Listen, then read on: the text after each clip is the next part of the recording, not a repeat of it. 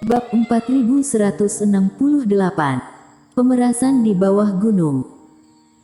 Bagaimanapun, setelah beresonansi, pemandangan itu sangat membanggakan dan bahkan dirinya dapat merasakannya.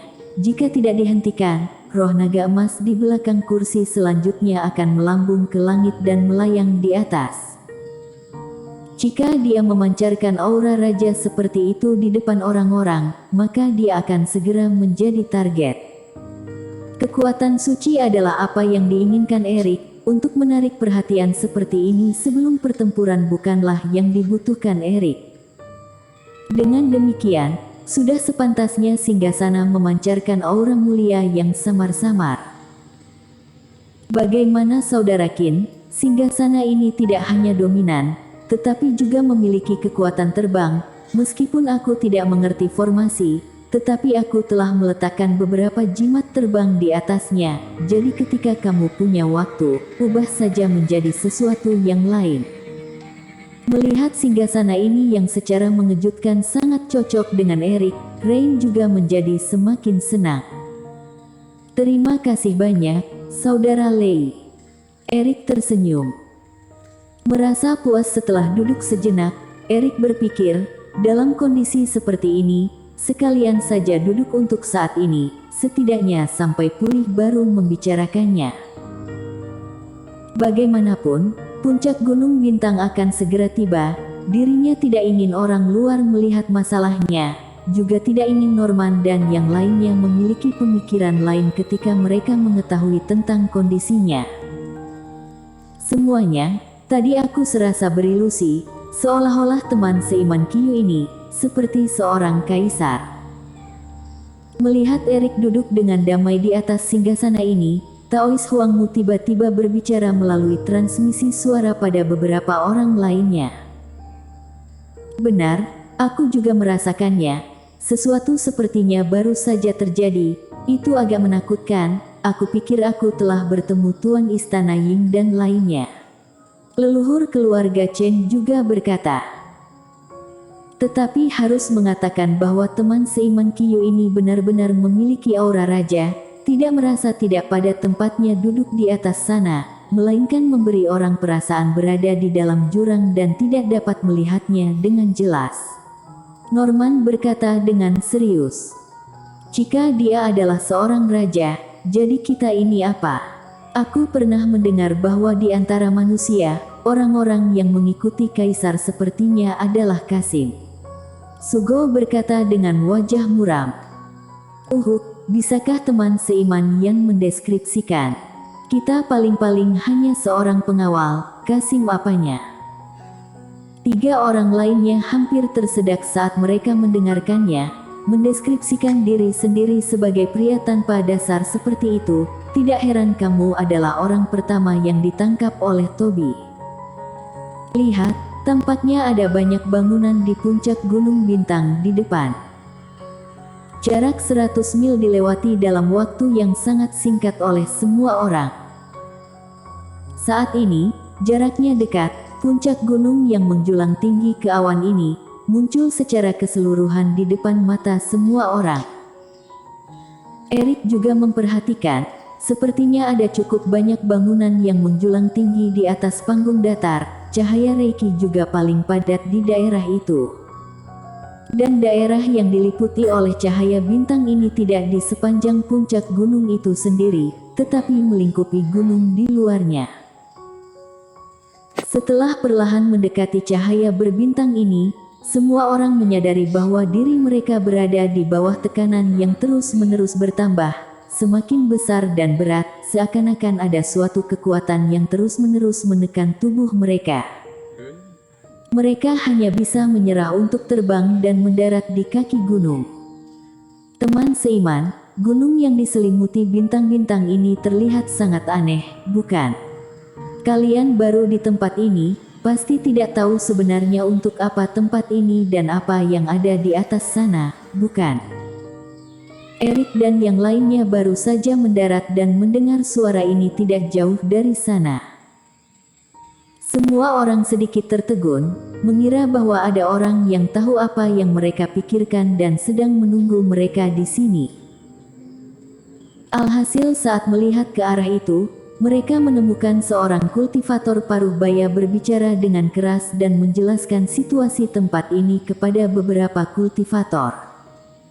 Teman seiman, kamu tahu hal-hal di tempat ini. Beberapa kultivator berpakaian abu-abu dengan wajah penuh debu, jelas baru saja datang. Mendengar kultivator paruh baya ini membicarakan sesuatu yang mereka pikirkan, mereka tidak bisa menahan diri untuk berhenti dan melihat pria paruh baya itu.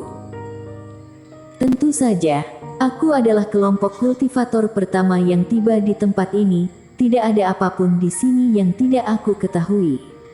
Kultivator paruh baya berkata dengan senyum percaya diri. Sebaliknya kalian baru saja datang, jika tidak tahu aturan tempat ini, mungkin akan mengalami kesialan. Beri aku 100.000 batu roh dan aku akan memberitahu kalian segala sesuatu tentang tempat ini, bagaimana? Harga ini tidak mahal. 100.000, itu terlalu banyak, bukan? Dan ini adalah tempat Dewa Bintang. Bisa ada bahaya apa? Takutnya teman seiman terlalu melebih-lebihkan. Seorang kultivator tua berpengalaman sedikit tidak bersedia, mendengus dingin dan berkata, kami masuk dulu dan melihat, jika itu benar-benar berbahaya, kami akan kembali mencarimu. Sambil berbicara, kultivator ini memimpin yang lain dan hendak pergi. Jumlah batu roh ini termasuk banyak. Sesuatu yang ku ketahui pasti lebih dari nilai itu, mengapa kamu tidak bertanya kepada beberapa saudara di sisiku ini? Melihat orang-orang ini tidak puas, wajah kultivator paruh baya menjadi muram. Dia melemparkan pandangan isyarat ke sana, 4 kultivator tidak jauh dari situ, berjalan kemari dengan acuh tak acuh. Apa yang ingin kalian lakukan? Kami adalah murid sekte di Cui. Melihat beberapa orang ini dengan ganas mengelilingi mereka, beberapa kultivator berpakaian abu-abu langsung tegang. Aku tidak peduli siapa kalian, baru saja saudaraku bersusah payah mengatakan begitu banyak hal pada kalian, alhasil kalian tidak menganggap kebaikannya. Seorang kultivator botak mencibir dan berkata, pokoknya, berikan 100.000 batu roh dan membeli berita tentang tempat ini, atau berikan 50.000 roh sebagai bayaran saudaraku atas kerja kerasnya, kalian pilihnya salah satu. Norman, panggil orang ini untuk bertanya. Mendengar ini, Erik tiba-tiba berkata, kalian. Para kultivator berpakaian abu-abu sangat marah dan bingung antara membayar atau tidak. Dalam sekejap, kultivator paruh baya tiba-tiba terbang keluar. Teman seiman, mendengar bahwa kamu tahu tentang tempat ini, katakanlah, tempat apa ini dan bagaimana sebenarnya situasinya. Menarik kultivator paruh baya ini dengan satu tangan, Norman langsung meraihnya di udara. Meskipun bicaranya sopan, tetapi ekspresinya galak dan ganas. Kamu, para senior, ini adalah puncak bintang, tempat di mana kami, para kultivator menunggu dibukanya tempat warisan. Para kultivator yang sedang memeras bersama teman baiknya, tiba-tiba ditarik oleh seorang kultivator. Kultivator paruh baya ini pada awalnya sedikit kesal, dengan kepribadiannya, dia akan langsung memarahi orang.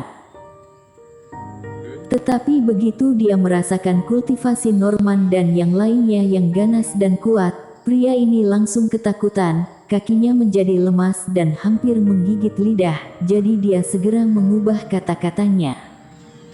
Menunggu memasuki tempat warisan. Jadi ini adalah tempat berkumpul. Norman mengangguk. Begini, siapapun yang datang ke tempat warisan ini, akan menunggu di puncak bintang ini. Kultivator paruh baya itu mengangguk. Karena ini adalah tempat berkumpul, mengapa kalian tinggal di sini dan bukan pergi ke puncak? Senior tidak tahu, meskipun ada beberapa bangunan di puncak, tetapi semuanya telah ditempati oleh beberapa orang yang kuat. Dalam perjalanan mendaki gunung, bahkan ada beberapa orang yang berkomplot. Kultivasi kami rendah dan diusir sebelumnya, jadi sekarang hanya bisa menunggu di kaki gunung. Kultivator itu berkata tanpa daya sambil menelan ludah. Beberapa kekuatan, siapa saja? Syarat junior sepertiku rendah, hanya mengenal klan naga sisik dan klan beruang, sepertinya juga ada kultivator ninzu. Aku tidak terlalu jelas. Kultivator Parubaya berkata dengan wajah muram. Para senior, tidak tahu apa yang telah menyinggung perasaan kalian. Aku sudah memberitahu semua yang ingin kalian ketahui, biarkan aku pergi.